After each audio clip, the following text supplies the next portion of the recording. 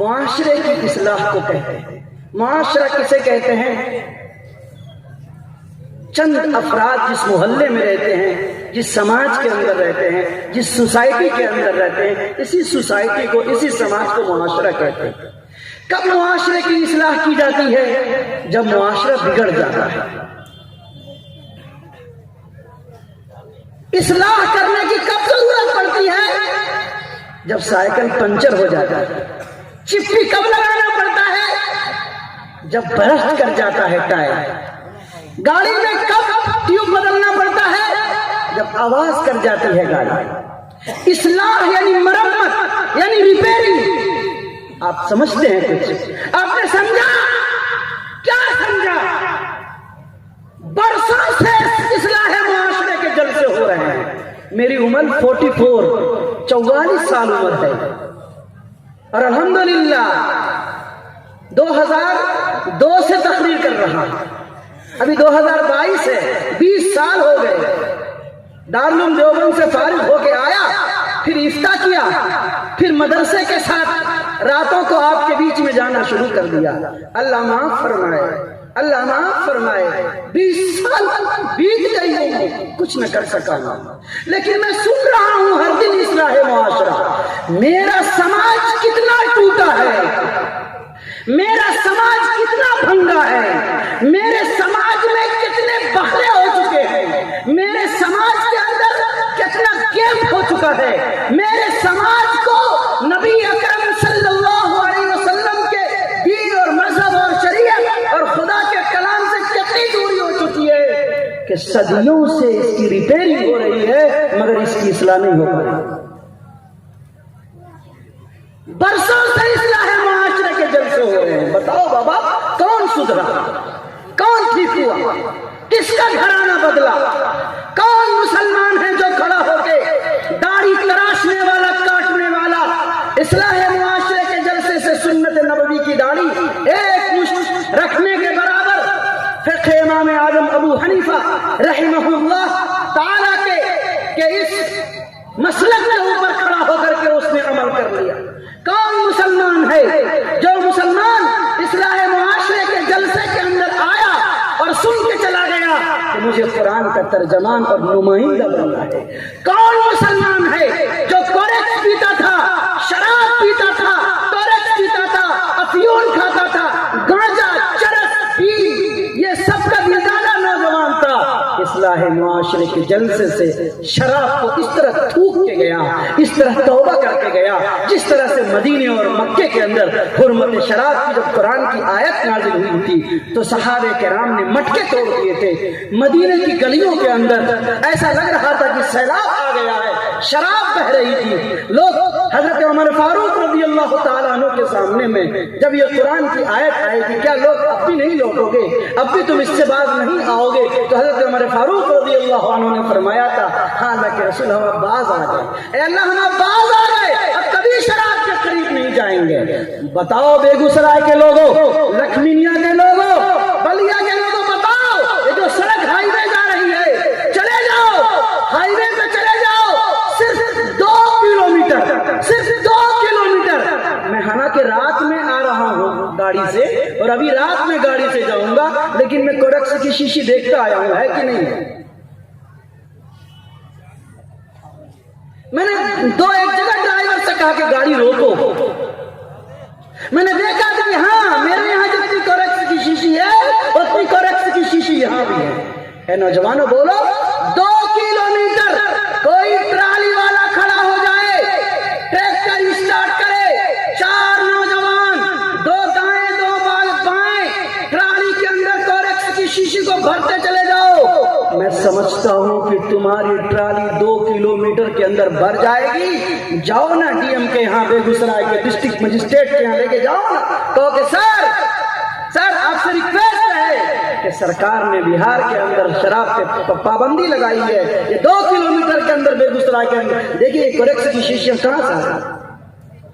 میں آپ سے پوچھنا چاہتا ہوں، کیا ضرورت ہے ڈی ایم کے یہاں جانے کی؟ کیا ضرورت ہے سرکار کا حوالہ دینے کی؟ تم تو مومن ہو، تم تو مسلمان ہو، تم تو قرآن والے، تم نبی والے، تم دین والے، تم شریعت والے، تم محمد शराब को गले लगा? क्यों नशा करते?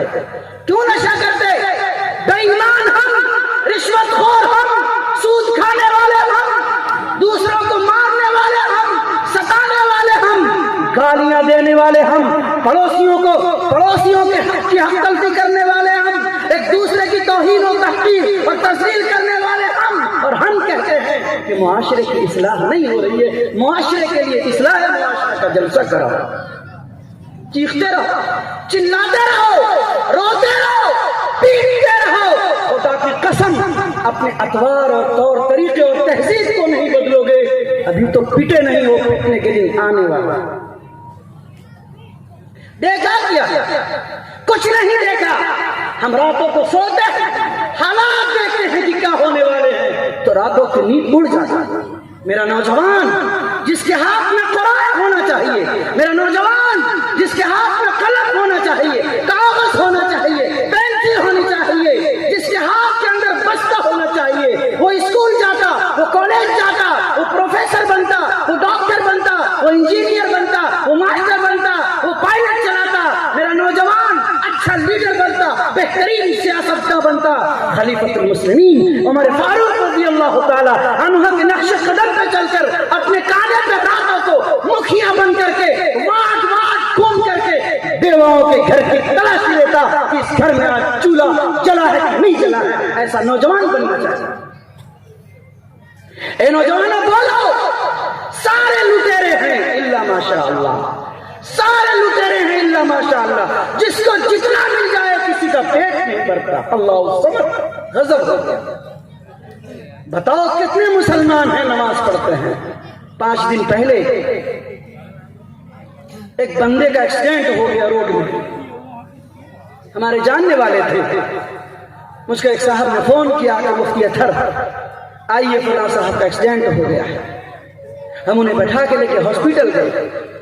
गैर मुस्लिम डॉक्टर थे जिनकी हमें लेके गया। उनका ये हाथ फ्रैक्चर हो गया था। डॉक्टर ने पहली फुर्सत में कहा कि चाचा आप तो मुसलमान हैं, नमाज पढ़ते हैं, आपका ये हाथ उखड़ चुका है, पांव में फ्रैक्चर है, बैठ के नमाज पढ़िएगा, इस्लाम में रियायत दी गई है। बैठ के नमाज पढ़िएगा, आपके मज़हब इस्लाम में रियायत दी गई है। हाथ और लूले और कूले और पंगड़ी को मत हिलाइएगा, वरना आप ठीक नहीं हो पाइएगा। डॉक्टर मुस्कुरा रहा था और पेशेंट को समझा रहा था, और मैं अंदर ही अंदर सोच रहा था कि मेरे मजहब को, मेरे अकीदे को, मेरी तहजीब को, मेरे दीन को मुझसे ज्यादा उसने समझा जिसने इस दीन को अपनाया था। अगर मैं बोल देता कि बाबा ये तो बेनमाजी है, अरे तो कभी नमाज नहीं पढ़ता, क्या मशवरे देते हो इनके बारे में? बताओ मेरे मजहब के ताल्लुक से मेरे गैर बिरादराने वतन के दिल के अंदर कैसा पैगाम जाता कि ये कैसा मुसलमान है कि नमाज नहीं पढ़ता। और मैं इसको नमाज के तरीके बता रहा हूं। ए मुसलमानों, मस्जिदें तुम बनाते, लंबी चौड़ी मीनार तुम लगाते, मस्जिदों के ऊपर टाइल तुम लगाते, मस्जिदों में एसी तुम लगाते, नमाज कौन पढ़ने आया? किसको तबलीग करोगे? किसको समझाओगे? कितने मुसलमान हैं? अगर एक एक का हाथ पकड़ करके ईमानदारी के साथ खड़ा किया जाए तो मैं नहीं समझता हूं कि 2, 3, 4% भी मुसलमान नमाज 4% हम मान लेते हैं। जितने बच्चे मदरसे में जाते हैं पढ़ने के लिए, हम मान लेते हैं कि 4% मुसलमान मस्जिद में जाते हैं नमाज पढ़ने के लिए, तो 96% मुसलमान मस्जिद से दूर है। और मस्जिद मदरसा का रट की रट लगा रहा है। उसकी मस्जिद का तहफ़्फ़ुज़ कैसे हो? मस्जिद की दीवार से तुमको मोहब्बत, मस्जिद की जमीन से तुमको मोहब्बत, मस्जिद की इमारत से तुमको मोहब्बत, मस्जिद के कागज से तुमको मोहब्बत, मस्जिद के मुतवल्ली का तुमको शौक, मस्जिद का जिम्मेदार और सेक्रेटरी बनने का तुमको ख्वाहिश, मस्जिद का सदर और अध्यक्ष और प्रेसिडेंट बनने की तुम्हारे दिल में ललक और कसक। लेकिन मस्जिद में मुसल्ली बढ़ जाए, نمازی بڑھ جائیں، 5 وقت سجدہ تم کرو، اس کے لیے اصلاح معاشرہ کا جلسہ تم کرا لو، لیکن گھر میں بیٹھ کے تم ہی رہو۔ مسلمان بھائیو، تم سے مراد میں بھی ہوں اور آپ بھی ہیں اور ہم سب ہیں۔ آئیے اصلاح معاشرہ کے عنوان پہ آج اس جلسے میں پہلی بات یہ طے کریے، نمبر 1، ہم اپنے بچوں کو حافظ قرآن بنانے کے ساتھ خود بھی قرآن کی تعلیم حاصل کریں گے۔ نمبر 2، یہ طے کریے کہ ہم قرآن کے نمائندہ بنیں گے، قرآن کے ترجمان بنیں گے۔ اور تیسری بات اور آخری بات میں آپ کے درمیان کہہ کے جانا چاہتا ہوں، اپنے پیسوں کو فضول خرچیوں میں برباد مت کریں۔ ایک ایک پیسے آپ کے قیمتی ہیں، ایک ایک روپے آپ کے قیمتی ہیں، ان پیسوں کو الولے ترلے مت خرچ کرو۔ اے مسلمان بھائیو، قوم کی حالت بڑی دیگرگوں ہے۔ جاؤ گاؤں میں جا کے دیکھو، سماج کے اندر جا کر کے دیکھو، جاڑے کا زمانہ ہے، موٹے موٹے کمبلوں، لحاف اور گرم ایسیوں میں سونے والے مسلمانوں، جاؤ مارکیٹ کے اندر ایک ایک مسلمان کو دیکھو، پل کے نیچے تمہاری ایک ایک خاتون کو دیکھو جو بیٹھ کر کے کپ کپا کر کے رات کاٹ رہی ہے۔ اے مسلمانوں، ان غریب ان علاقوں کے اندر جاؤ جن علاقوں کے اندر رات کو ماں اپنے بچے کو کچھ بھون کے توے پہ کھلا دیتی ہے تو صبح کا خیال نہیں رہتا، صبح کو کھلا دیتی ہے تو دن بھر کا پتہ نہیں رہتا بچے کو کیا ملے گا۔ ان فقیر کے ہاتھوں کو پکڑو، ان غریب کے کپڑوں کو دیکھو، ان کے کرتوں کو دیکھو، ان کے سر کے اوپر آنچل اور دوپٹہ کو دیکھو، جو مسلمان نام رکھتی ہیں، جن کا سلمہ نام ہے، جن کا امیہ نام ہے اور جن کا ابو سفیان اور عبداللہ اور عبد الرحمن نام ہے۔ پیسوں کو بچاؤ، ان بچوں کو پکڑ کے لاؤ، ان غریبوں کو پکڑ کے لاؤ، ان کو مسجد میں لاؤ، ان کو مدرسے میں لاؤ، اور اگر پیسے ہیں تو ان کا گھر بناؤ، ان کے لیے خیر و خیرات کرو، ان کے بچوں کو نہلا کے دھلا کے اسکول میں جانے والا ہے تو اسکول بھیجو، اور اگر مدرسہ میں جانے والا ہے تو مدرسے بھیجو۔ خدا کی قسم، آپ کے پیسے آپ کی امانت ہیں، پیسے آپ کے نہیں ہیں، پیسے آپ کے رب کے دیے ہوئے ہیں، آپ تو ڈاکیا ہو۔